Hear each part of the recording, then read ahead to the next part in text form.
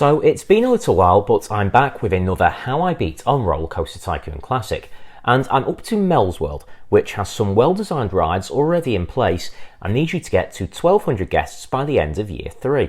But with over 300 guests already in the park, you only need to add around 900 to beat the scenario. First up, I repaid the £5,000 initial loan, just to avoid interest fees while I get to grips with the park. There is plenty of space to build here, but before I do that, I'll take a look at optimising what we already have. Frightmare is the standout ride. It's an inverted roller coaster with over 7 excitement, although it's not far off 10 intensity. As this is a pay-per-ride scenario, I want to limit downtime for the big ticket rides, so I'll set maintenance inspections to every 10 minutes, add some music and ensure we are maximising the throughput.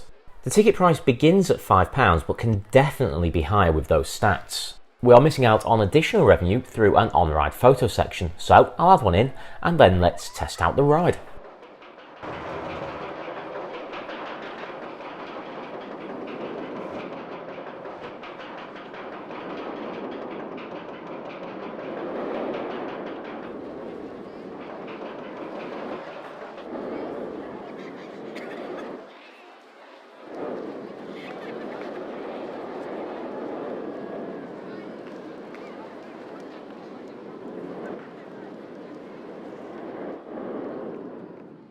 I did consider making some modifications to reduce intensity, but in the end decided not to, at least for now, as I want to see how the guests react. Is this a park where guests love a high intensity? Given the high nausea rating, we definitely need a handyman patrolling the exit area, and while I'm in this part of the park, I'll just check on that drink stand to make sure we aren't giving away our cans of cola too cheaply. From there, it's across to the park's other pre-built roller coaster, a bobsleigh coaster named Quiver. As I adjust the safety checks here, I realise we'll need more than one mechanic, and while I didn't do this, it might be a good idea to set patrol areas given the walking distance between the initial two coasters. Stats wise, Quiver is more palatable than Frightmare, with around 6 for intensity and excitement, and just under 5 on nausea. Again, I'll adjust the price and make sure we are maximising throughput, but otherwise I'm happy, and again we can look at getting a handyman for this area. With the two big coasters in check, I can take a look at the static rides we have and make sure we are maximising profit and throughput here too. We have Blast Off, a launched freefall for which I'll reduce the launch speed just to try and bring that intensity closer to the excitement rating. Next to Blast Off is Hijack, a top spin which is set to beginners mode. The park also has toilets and a burger bar, but given the guests' comments, I will add a second burger bar to save guests from walking a long way to find food. Finishing off the basic setup of the park, I'll add an information kiosk near the entrance and get a full set of handymen with patrol areas covering the entire park. So far the park only has roller coasters and thrill rides, so my first new installation is a merry-go-round, and then up near Frightmare I'll add a haunted house, which at least matches the theme of the name of the nearby coaster. If you've seen my videos before, you'll probably be expecting to see a mango muncher before long, and sure enough, here is my favourite junior coaster.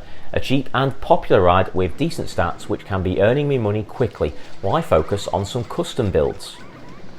So, with 2 gentle, 2 thrill and now 3 coasters operating in the park, I can spend some time on my first new custom coaster, which will be a looping coaster.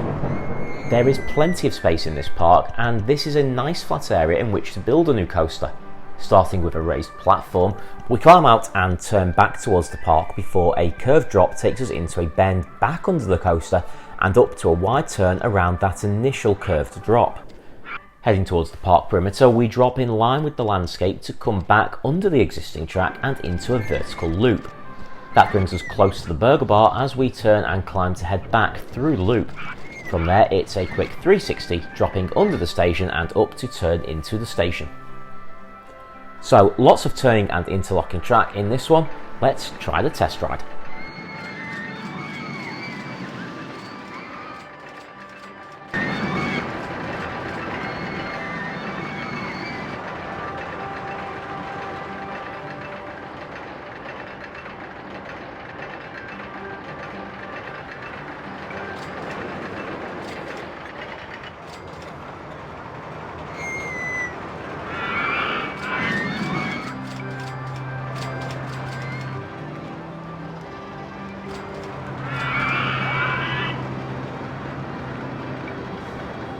After building the entrance and exit paths, I can see the stats have come back slightly more intense than expected, but ready to open to guests nonetheless.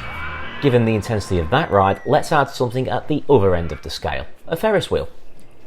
And then it's back to building coasters, and what I want here is a really big classic wooden coaster, something that sweeps around the back of the park. So I'll build it in the back corner close to Frightmare, allowing the new coaster to sweep along the back perimeter of the park.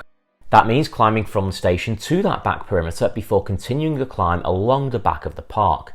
In true Big Dipper style, we'll head straight into a big drop before climbing immediately back up, turning in the process. As we hit the top of this hill, we'll drop down in a turn, so we're now heading back towards the station. I'll use a combination of helixes and curved slopes to weave the coaster around itself, sending passengers under the supports. We head back through the centre of this section of the coaster and then under the supports of that initial chain lift hill. Using the natural rise of the land, we then climb back to the station level before a short turn to home. Let's test it out.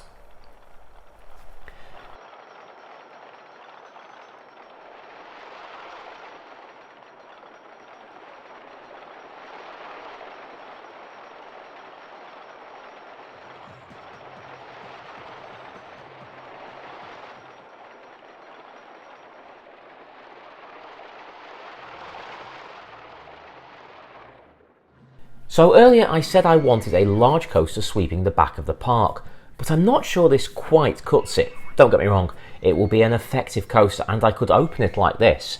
Extending it won't earn me any more guests, but we have 2 more years to go and only 500 more guests to attract, so I know I can be more creative. Therefore, I'm adding an additional end section which sees the ride helix back over the station and drop down between the land and under what will become the entrance and exit paths. A wider turn around the base of the station takes us to the edge of the park, and it's an extra helix into the station. So here's another test ride.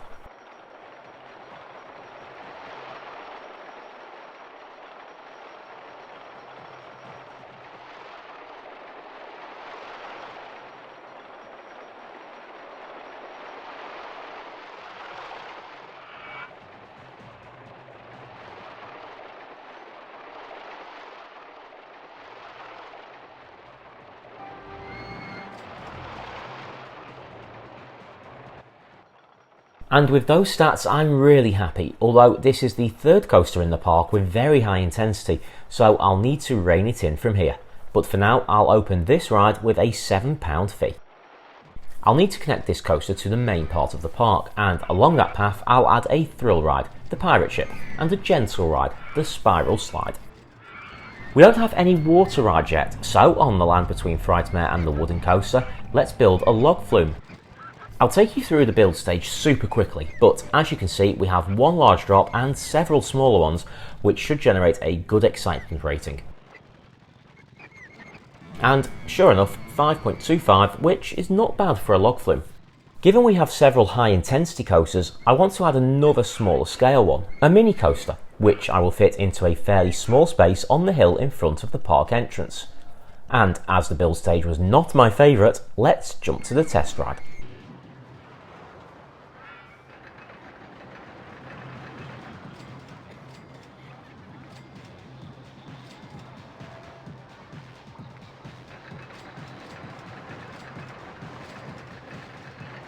So a fairly small, basic ride with medium excitement, but it's cheap and fits into a fairly tight space. But honestly, this is not my best build. After that, I added a chairlift to transport guests from the park entrance to where the wooden coaster sits. And as I enter the final year, a go-kart will fit nicely close to the bobsleigh coaster quiver. I'll build a longer track with full 21 cars available and a long enough track to make a one-lap ride enjoyable, with a couple of ups and downs and plenty of turns. And on the other side of Quiver, I'll fit some river rapids into a gap where I just built a maze too. The river rapids hits 5 excitement and was actually the last ride I've built in this park. By October, I am comfortably above the scenario target and I've completed the goal with a company value of almost £500,000.